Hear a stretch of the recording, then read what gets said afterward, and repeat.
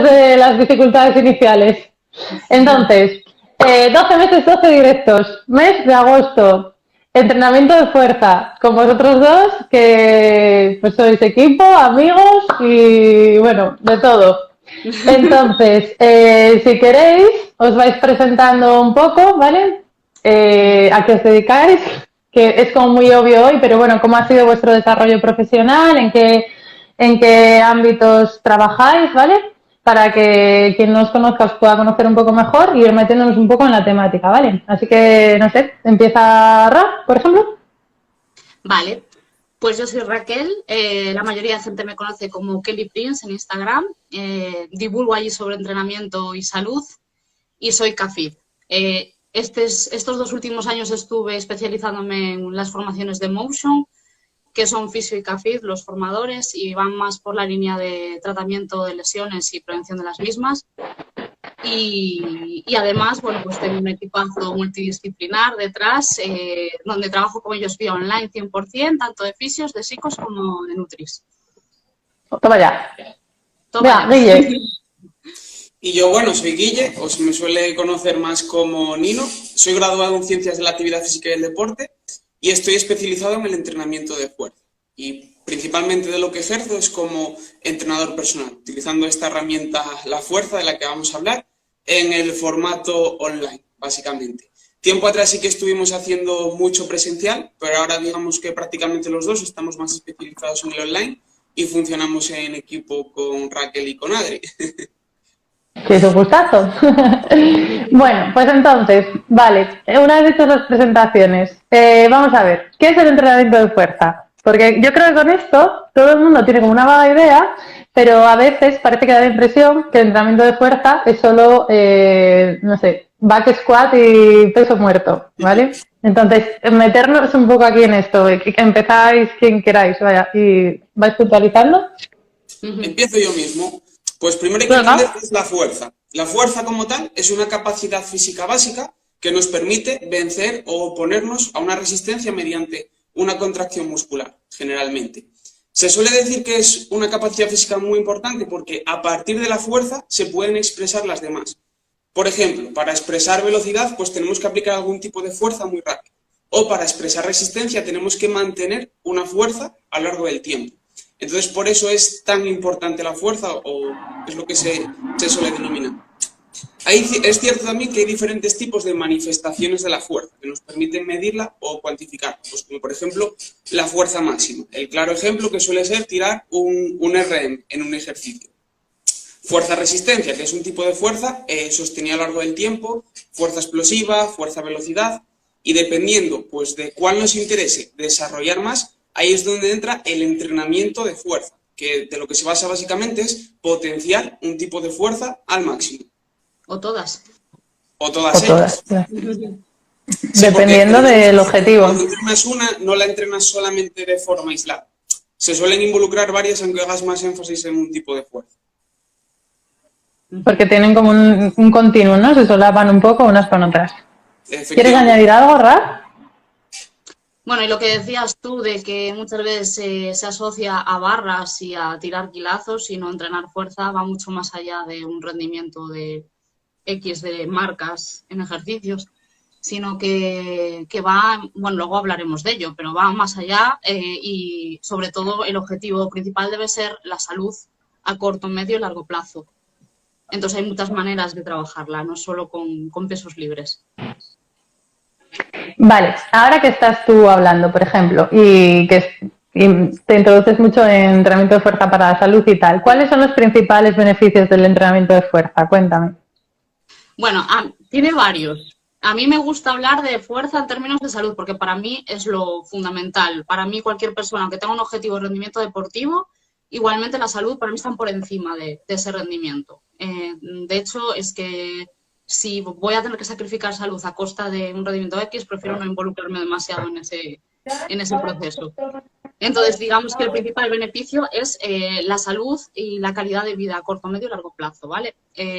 Hay una frase que es que lo más importante es morir lo más tarde posible. No sé cómo es la frase. Morir joven lo más tarde posible, creo que es. Eso es. Al final estamos buscando que las personas tengan salud e independencia a largo plazo y con el entrenamiento de fuerza podemos conseguirlo, porque sabemos que el tejido muscular pues, es un órgano endocrino, endocrino y paracrino, es decir, está involucrado en múltiples procesos fisiológicos y biológicos y además Raquel, que le encanta esto, libera sustancias llamadas mioquinas que nos ayudan a tener una buena salud cardiometabólica y esto es súper importante. No solo eso, también segregamos endorfinas cuando hacemos ejercicio, entonces también contribuye al bienestar, a la salud mental y, por supuesto, el entrenamiento de fuerza en deportistas clave para el rendimiento y para reducir al máximo el índice de lesiones. Ahora, añadir, Guille, a los beneficios. Beneficios como tal, ya digamos que los ha comentado Raquel. De forma resumida, como la utilizamos nosotros, la fuerza, en la mayoría de las situaciones, es como una herramienta para mejorar la salud de las personas. Está muy demostrado que es una herramienta principal para la prevención no solamente de lesiones, sino incluso de múltiples enfermedades. La fuerza en general y el ejercicio físico. De hecho, no es casualidad que el dinamómetro se utilice como un parámetro de salud, los test de dinamometría, porque al final tener sarcopenia y dinapenia está relacionado con un montón de patologías, sobre todo enfermedades crónicas no transmisibles. Más mortalidad, más morbilidad, menos supervivencia en caso de enfermarte y todo. El músculo es como el tesoro de la eterna juventud, ¿no? El elixir. Y algo que me gusta mucho en personas con dolor crónico, que solo tratáis más vosotros, puede ser un potente analgésico. Sí. En analgesia inducida por ejercicio sí que es verdad que el ejercicio aeróbico está más representado, Sí. Pero a veces el ejercicio de fuerza también cumple su función. También es verdad que un ejercicio de fuerza a una intensidad elevada, como requiere un foco atencional muy grande, en ese momento también lo produce por otras vías quizás, pero sí, también es capaz de producir analgesia inducida por ejercicio.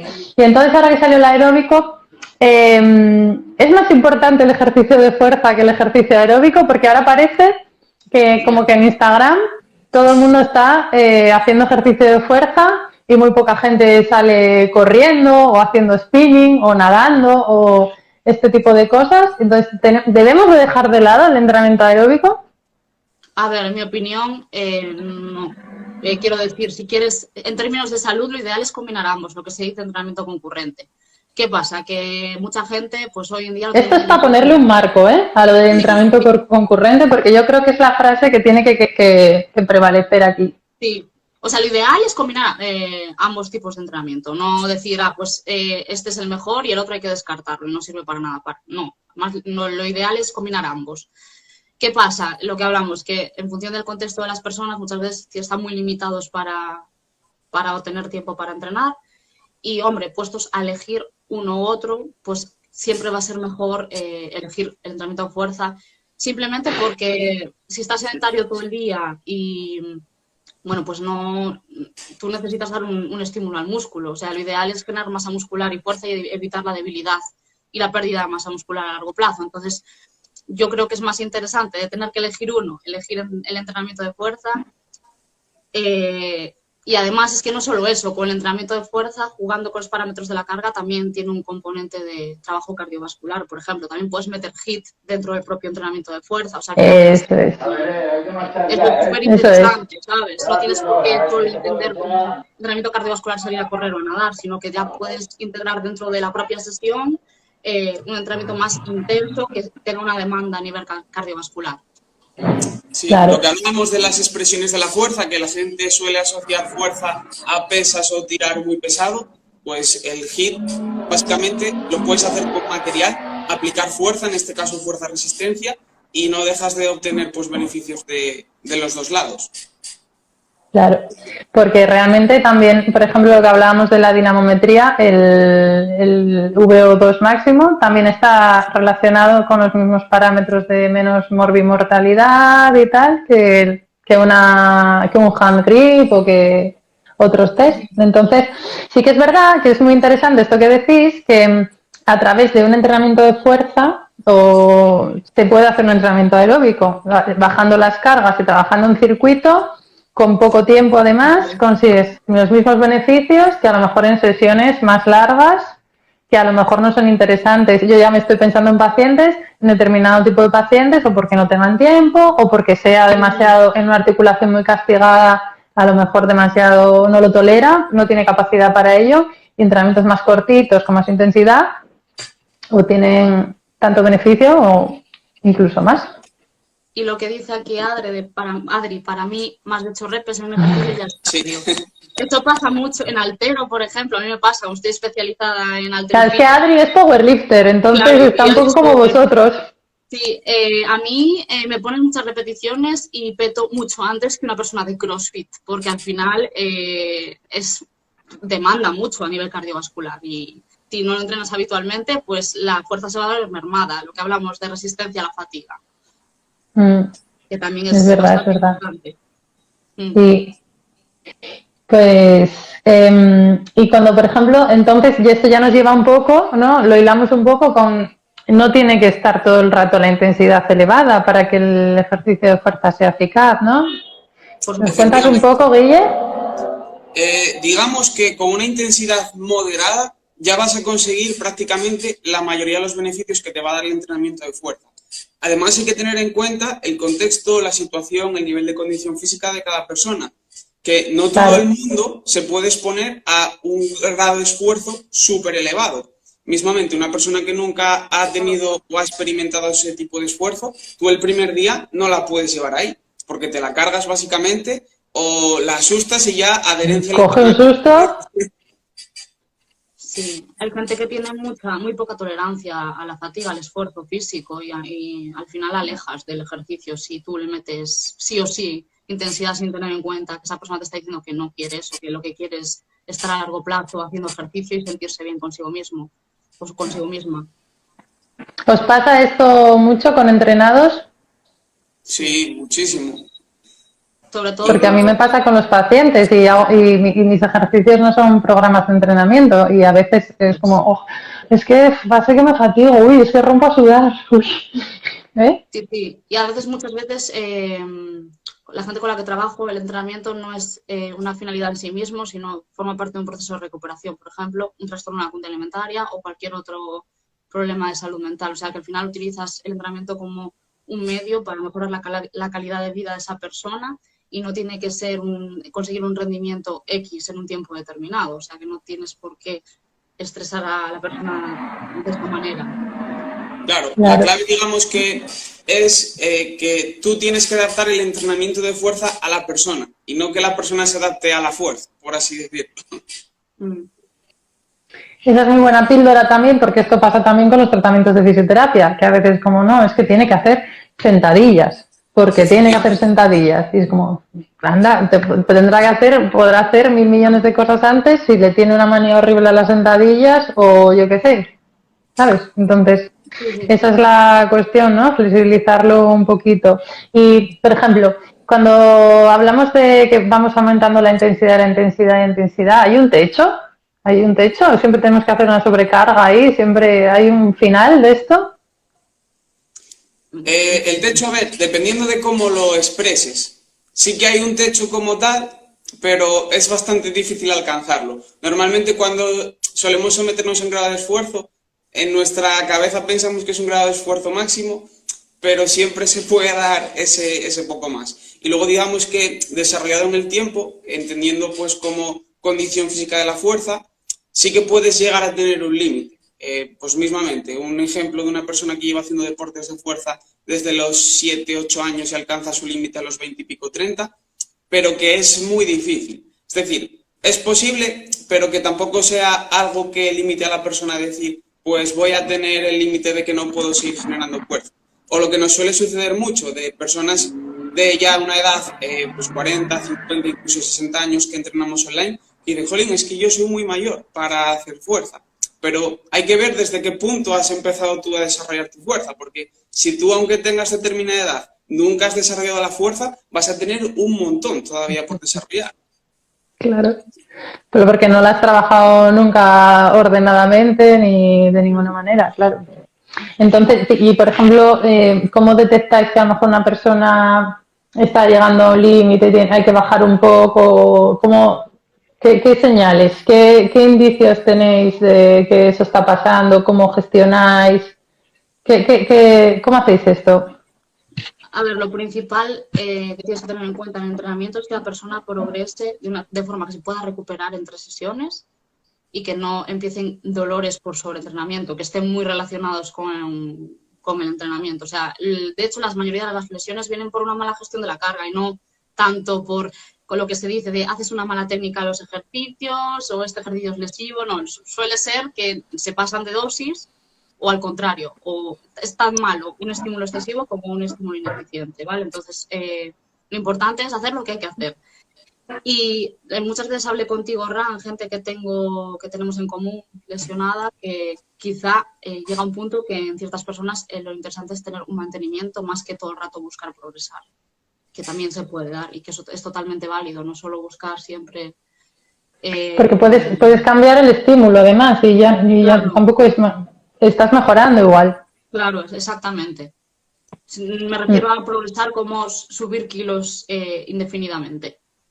Claro, Que eso el es. trabajo que siga mejorando sus capacidades, pero no necesariamente tenga que aumentar los RMs. Claro, esto es importante sacarlo también aquí a la palestra, porque parece que si no se sube todo el rato el 1RM, o sea, se está haciendo PRs todo el rato en cada ejercicio, parece que no se está progresando Y para y nada. no es así, ¿no? Exacto.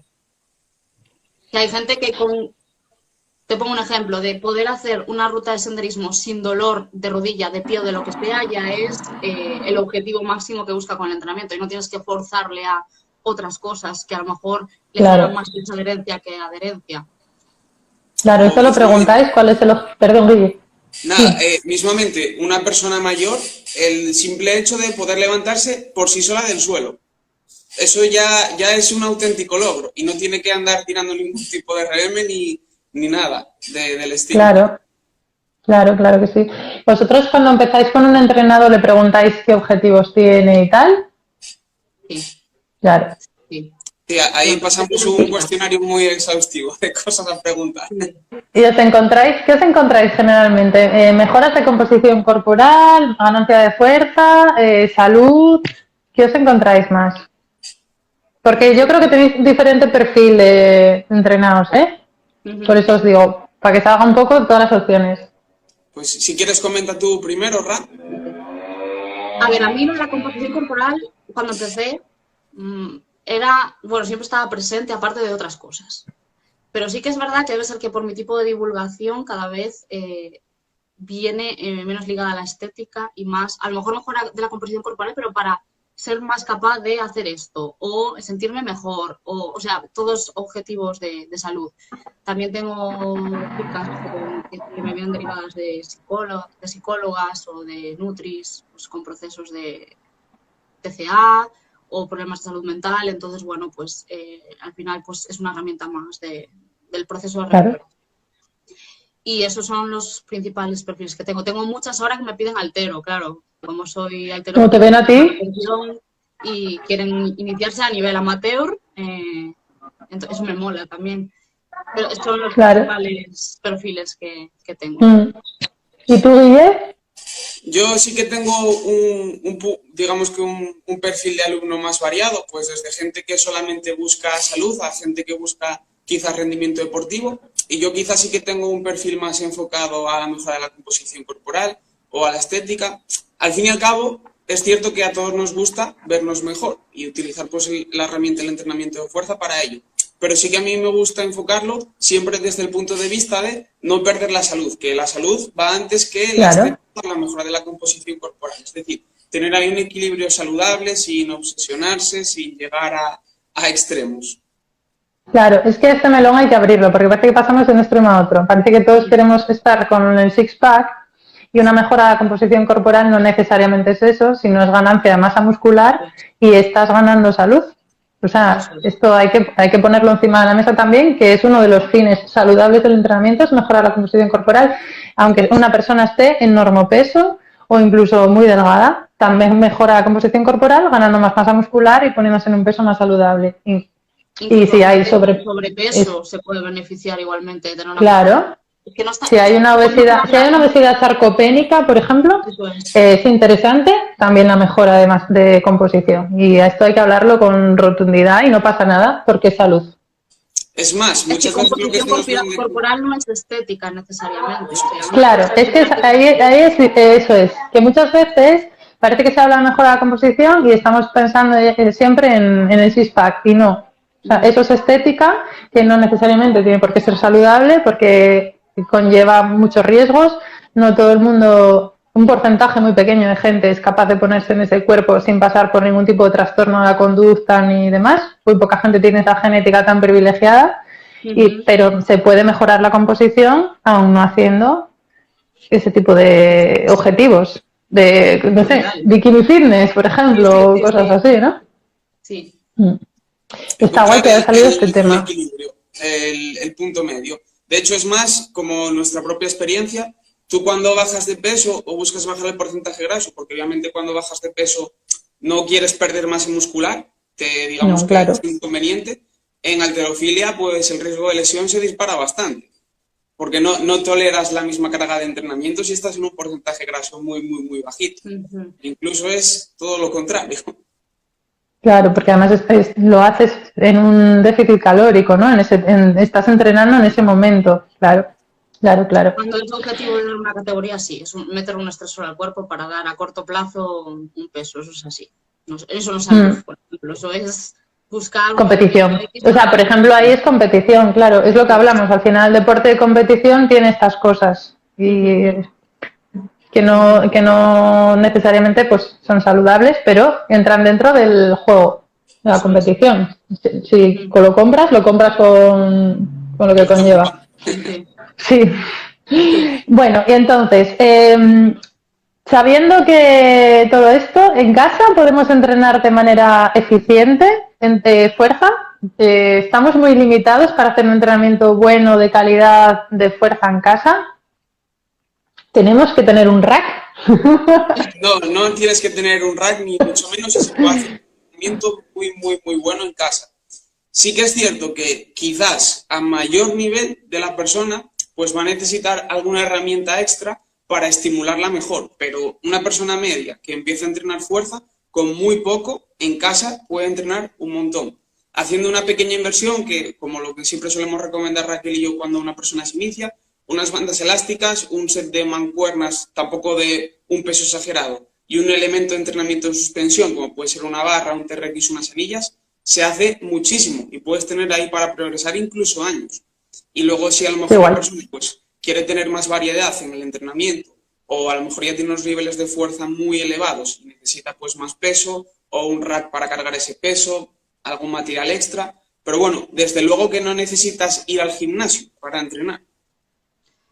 Y yo creo que es más también una cuestión de variabilidad, lo que decía Guille, porque, a ver, sí que es verdad que cuanto más material tienes, pues las opciones son infinitas, entonces está guay.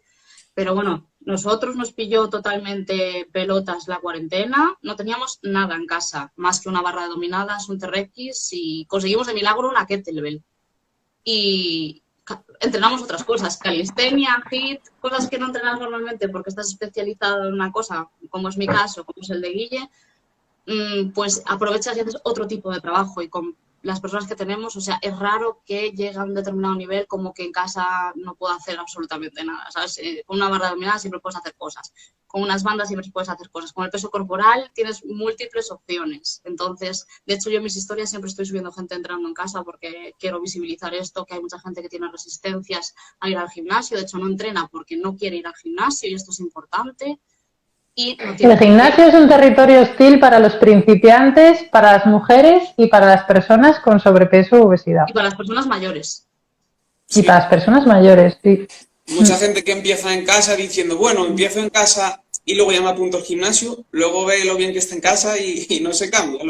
Siguen y no quieren empezar al principio porque se ven tan mal que les da apuro de ir al gimnasio. Los gimnasios tendrían que ser un poco más abiertos y más acogedores, ¿eh? Sí. Porque realmente son un activo de salud a nivel poblacional y no están cumpliendo, yo creo, con el objetivo de atender a la gente que más se beneficiaría de sus instalaciones. A ver, nosotros estamos cómodos en el gimnasio y lo tenemos en casa, ¿eh? Cuando hemos podido, gimnasio en casa. Y tengo mucha gente que empezó en el gimnasio sin ningún tipo de problema, empezó la cuarentena, empezaron a comprar material, vieron que estaban genial en casa y ahí se quedaron. Claro, yo ya no voy al gimnasio, me compro todo y me quedo en mi casa. Y fueron poquito a poco adquiriendo, pues cuando se vieron capaces, pues venga, un rack pequeñito, que tampoco hace falta un mega rack, sino con 2 palos que te sujeten la barra llega. Y fueron haciéndose su setup poco a poco. Y tan ricamente entrenan.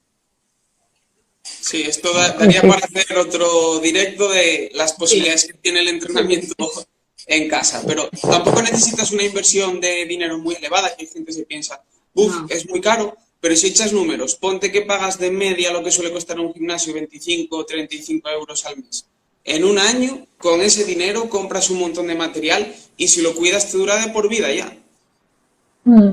Sí, es verdad.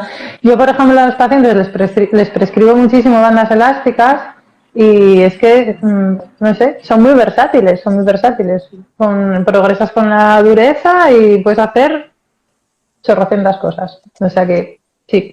Entonces, cuantas más sesiones de entrenamiento de fuerzas mejor, ¿y cuál sería el mínimo? El mínimo que pudiera producir efectos. ¿Una sesión a la semana, por ejemplo, podría valer para algo? ¿Sí? ¿No? A ver, muchas preguntas. Una sesión a la semana es mejor que nada, pero digamos que el mínimo relación de coste más que cero sería entre 2 y 3 veces por semana. Y luego depende de la persona. Aquí no es lo de que más es mejor. Hay que llegar hasta cierto punto. Depende, de nuevo, como hablábamos antes, del contexto de la persona, de su nivel, de sus capacidades. Digamos que tenemos como un umbral de tolerancia a la carga. Si nos quedamos cerca del pero no lo pasamos, ok, bien, se producen adaptaciones positivas que nos hacen mejorar. Si lo sobrepasamos, es cuando vienen los problemas. Que es, por ejemplo, lo que estás acostumbrada tú a ver, Raquel. Bueno, nosotros sí. Es como lo de capacidades y demandas. Sí. La típica gráfica esta. Sí, es verdad que, bueno, nosotros que somos deportistas ya sabes que muchas veces nos pasamos de rosca bastante. O sea, es difícil decir, venga, aquí está el límite, voy a parar. Es bastante común en deportistas esto. Sí. Eso lo cuenta Clara Berger muy bien, que dice que son las lesiones por no hacer y las lesiones por exceso de hacer, ¿no? Los deportistas normalmente casi siempre sois por exceso de hacer. Y además es que como no percibes la fatiga igual, porque ya estás... Yo llevo toda la vida siendo deportista, desde los 6 años. Antes era patinadora, entrenaba un porrón de horas. Entonces como que hasta que no me duele algo serio, no percibo bien dónde está mi techo, ¿sabes? Claro. Y bueno, porque pues, muchas veces valoráis como la carga del entrenamiento, pero no la carga de la vida, que se sobrepone, ¿no? Y de repente, pues, ¿cómo estoy durmiendo? ¿Qué estrés tengo? ¿Cuántas horas estoy trabajando? ¿Cuánto estoy sentado al día? ¿No? Eso es. Y sí que como entrenadores con la gente ya eso lo tienes más presente. O sea, para mí es lo mínimo efectivo. No me voy a arriesgar a que te lesiones por querer meterte más. Si esto te está funcionando, estás progresando y te sientes bien, ya está. Claro. El objetivo cumplido, ¿no? ¿Y la mejor manera de progresar, qué es, por ejemplo? ¿Ir subiendo intensidades o más repes o volumen, frecuencia, variabilidad? ¿Tiene algún truco esto? Hay muchísimas formas de progresar. Ahí mismo mejorar el control motor ya es una forma de progresar, por ejemplo. Claro, de nuevo volvemos a la persona, su contexto, sus objetivos, sus características, que no todo es meterle kilos a la barra o hacer más repeticiones o tener una periodización súper detallada. Porque para una persona que empieza, si le das algo súper complejo, le va a generar rechazo. Entonces, con hacer cosas mucho más sencillas y básicas, obviamente que tengan una coherencia, ya le va a llegar de sobra. ¿tenéis un mínimo de ejercicios? O sea, en plan de, bueno, pues menos de esto no. ¿O tenéis la sensación a veces de que tenéis que poner más ejercicios por hacer un entrenamiento más completo y a lo mejor con menos se podría hacer lo mismo? ¿O os pasa esto alguna vez? Mi dilema es más bien de que la persona no se abrume, no se agobie. Entonces, dependiendo de lo que veo pues, en el cuestionario inicial, en la entrevista, etcétera, hago como un primer esbozo y me da un reporte a esa persona y a veces sí puedo, o sea, empiezo como muy conservadora, entonces digo, vale, pues puedo subir un poquito más, pero hay veces que es en plan, nos mantenemos aquí un tiempo. También yo creo que es mucho escuchar a la persona y ver lo que te pide. Claro, yo me he encontrado los dos casos de que me he pasado de conservador y luego tener que reajustar y poner más, y al contrario, también ser conservador en un inicio, pero que para la persona, por su contexto, su estilo de vida, que no está adaptada a la tolerancia al esfuerzo, pues hay que reducirlo un montón. Yo incluso tengo la estrategia con algunos alumnos que, pues hacer un entrenamiento completo muchas veces porque tienen poco tiempo, porque se abruman, de que van estresados, que cada vez con los años tienes todas estas cosas mucho más en cuenta que al inicio, del estilo de vida, lo que duermes, el estrés. Pues yo incluso llego a decir, haz medio entrenamiento, porque va a ser mejor que no hacer nada. Exacto. Es que con esto hay que relajarse un poco, claro. Vuelvo otra vez el uno más que... Las guías que te dan unas dosis son generales, o sea, luego tú no puedes coger, como esta guía pone esto a nivel general, pues todo el mundo es igual. O sea, tú tienes que tener unas referencias para el medio y largo plazo, pero obviamente la persona que tienes delante es un mundo y su vida es su vida y ya está, y tú tienes que adaptarte a ella. Yo cuando tengo una persona con dolor desacondicionada, que a veces son súper sedentarios, que no han hecho nunca nada en la vida, procuro no poner más de 4 ejercicios. Y a lo mejor hago patrones básicos y le pongo una tracción empuje, una cadera y una de rodilla y se acabó su prescripción de ejercicio porque sé que si le mando una cosa más se me colapsan. Tiene que ser algo que hagan a lo mejor en 25 o 30 minutos y no pueden ya más. Entonces, es mejor, por ejemplo, periodizar que no periodizar. ¿Lleváis algún tipo, periodizáis siempre los entrenos o hay gente a la que no le periodizáis y vais mirando un poco sin hacer así los mesociclos todos así y los macrociclos todo muy organizado y tal? Con algunos fluís más. ¿Cuándo hacéis una cosa, cuándo hacéis otra? Voy yo. De nuevo es adaptarse a la persona. Hay gente que no es necesaria una periodización muy detallada. También hay que ver lo que entendemos por periodización, que a lo mejor con un deportista sí que lo tienes que tener todo súper detallado, cuantificado, planificado de meses anteriores, pero con una persona que busca salud general y que no tiene experiencia de fuerza, no tienes que hacer cosas súper complejas, básicamente por el hecho de que tú a lo mejor programas el entrenamiento para una persona de un mes y la siguiente semana tiene mucho estrés en el trabajo y no te entrena. Ya te reventó toda la periodización que querías hacer y se lo vas a tener que adaptar esa semana. Claro.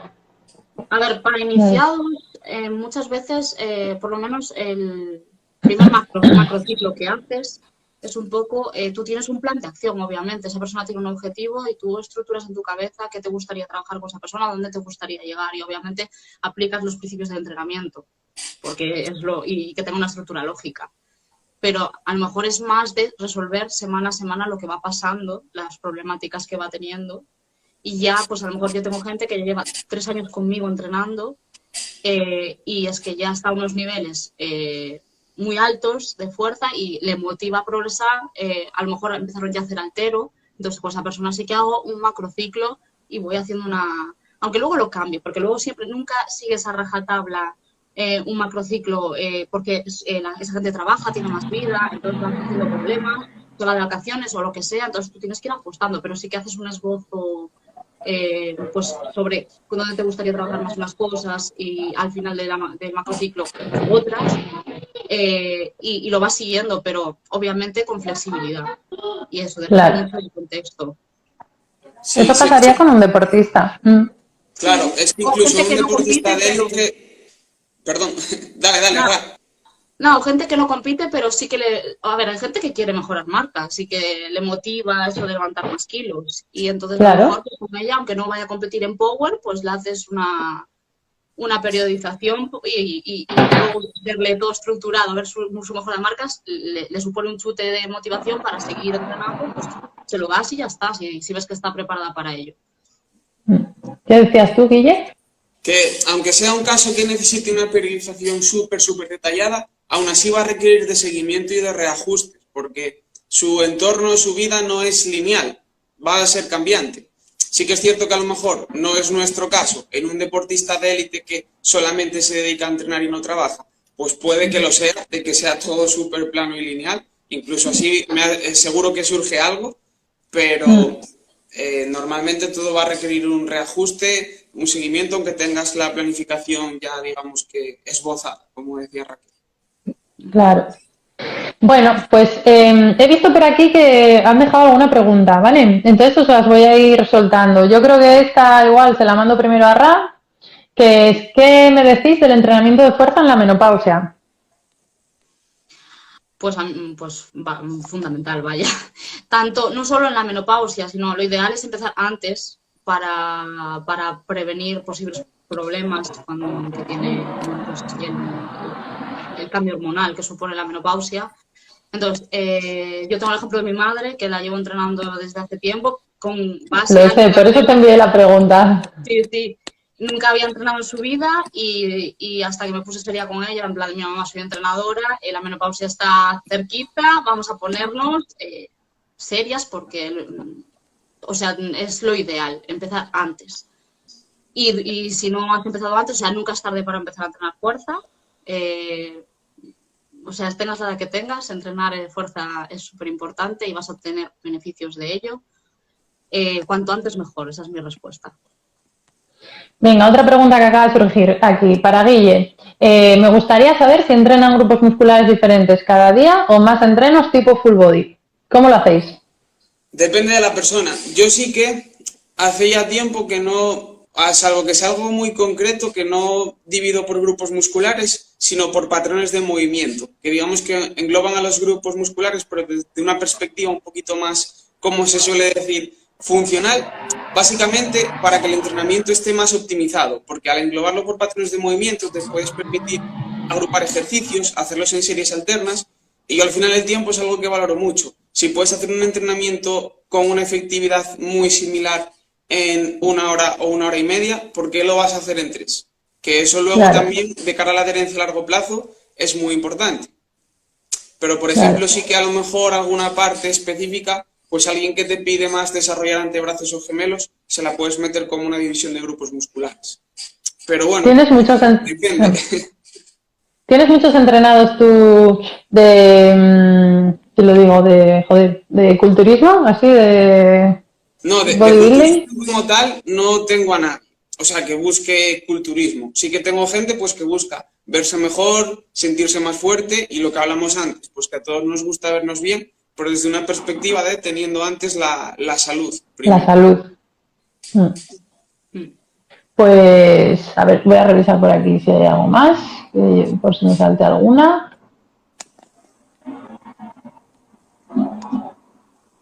A ver. ¿Me bajan ahora? A mí no me deja mirarlas, creo. Se me ven muy pequeñas. Sí, sí. Bueno, comentan por aquí que sí que debe ser una entrenada vuestra, que sí que es cierto que aunque se enfoquen los entrenados en el perfil estético, que luego se dan cuenta de lo bien que sienta la fuerza que ganan y que les ayuda en el día a día y en el trabajo, ¿no? Eso también pasa, hay gente que empieza centrándose como en el cambio estético y luego pues pasa a un segundo plano, porque se sienten bien y lo enfocan de otra manera. Y luego también que la gente quizás empieza con unas perspectivas que no son realistas. En parte también por el constante bombardeo que tenemos de información relacionada y que en Instagram todos estamos fuertísimos, todos mostramos nuestra mejor versión, pero eso no es un reflejo de la realidad.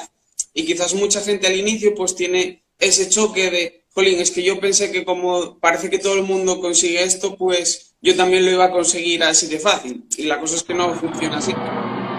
Sí, no. Un error de divulgación, porque hoy en día Se ven muchos perfiles donde pues todo el rato se promueve tener el cuerpo que yo tengo a base del entrenamiento. Yo creo que eso, aunque lo que dices, que mejorar la composición corporal sea algo positivo, no creo que sea positivo fomentar todo el rato alcanzar un canon. Me parece Claro. que hace mucho daño. Es que yo creo que muchas veces se usa la composición corporal para hablar de finalidades estéticas. Y yo creo que tenemos que hablar libremente de mejoras de la composición corporal alejados de esos cuerpos perfectos o el six-pack o esos porcentajes tan grasos, tan bajos de grasa y tal, porque eso no es saludable, por mucho que a un perfil de gente le parezca muy estético, ¿vale? Sí. Pues eso, que no es lo mismo una cosa que otra, que vamos a hablar libremente, sí, de mejora de composición, pero pues, bajo criterios de salud. A ver, hay por aquí otra que es un estudiante de quiropráctico y terapia física que quisiera saber con qué tipo de entrenamientos que puede hacer el paciente, por ejemplo, no haga ejercicios o ¿qué tipo de entrenamientos puede hacer un paciente que no haga ejercicio o personas mayores? Bueno, pues vosotros decís, pero vaya, un poco todo, ¿no? Sí, o sea, realmente, por ejemplo, una persona mayor, igual sentarse y levantarse de una silla, hacer sentadillas a cajón, igual ya es entrenamiento de fuerza para ella, o usar unas bandas elásticas. E incluso Claro. en poblaciones mayores puede ser interesante trabajar la velocidad, la potencia, la fuerza explosiva.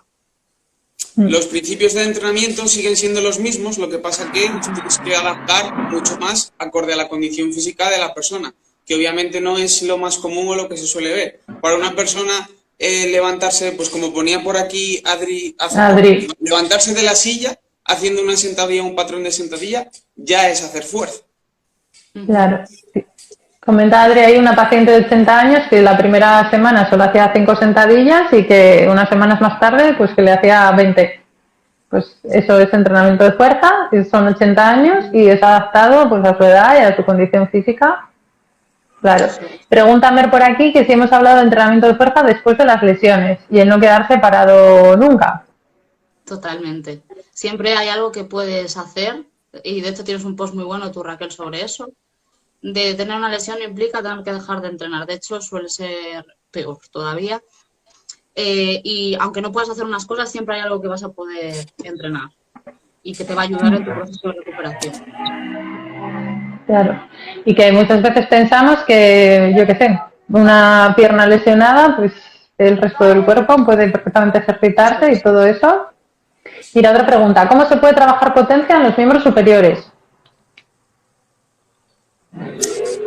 Hay muchas formas de hacerlo. Primero hay que ver qué tipo de potencia quieres trabajar. Un empuje, una tracción. Y digamos que la potencia no es más que expresión de fuerza a velocidad. Pues trabajar de esa forma. Lanzamientos con balón medicinal puede ser perfectamente. Unas flexiones explosivas, por ejemplo. Unas dominadas a tocar el pecho, un remo invertido muy rápido. Se me está ocurriendo que hay un melón aquí que no tocamos, que es el entrenamiento de fuerza basado en velocidad. ¿Qué opináis de él así un poco así por encima? Trabajo con encoder, ¿te refieres? Sí.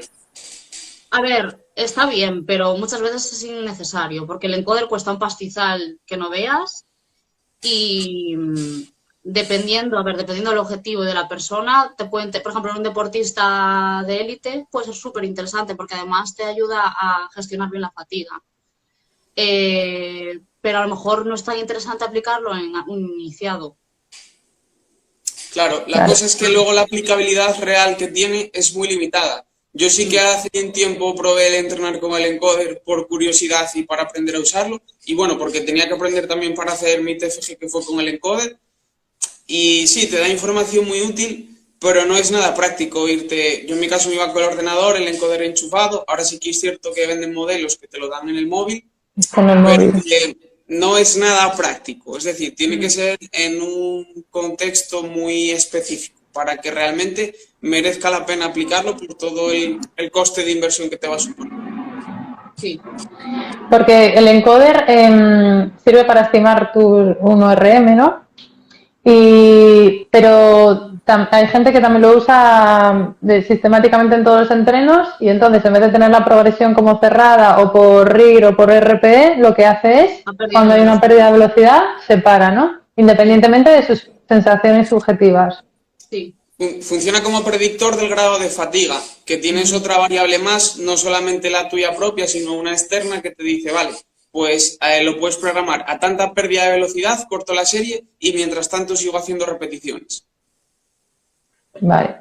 Es otra forma de entrenar, Sí. que a veces puede ser interesante según qué contextos, aunque yo creo que muchas veces, como es muy llamativo, se utiliza más de la cuenta, en el sentido de como que parece que es la panacea, y no, es otra Se forma. sobreutiliza. Claro. Pero en lo online no hace falta y no se puede, Bueno, además. imagínate yo decirle a la gente online, oye, te compras un encoder, te lo pones en la barra, te llevas el ordenador, o sea... Y tengo gente que sí que está para rendimiento deportivo, aunque no compita, va con un objetivo de rendimiento personal suyo propio, amateur, y no progresa igual sin encoder. Y yo, que compito, no entreno con encoder. Claro. ¿Qué opináis de entrenadores que pidan a la gente que cuente calorías de lo que come?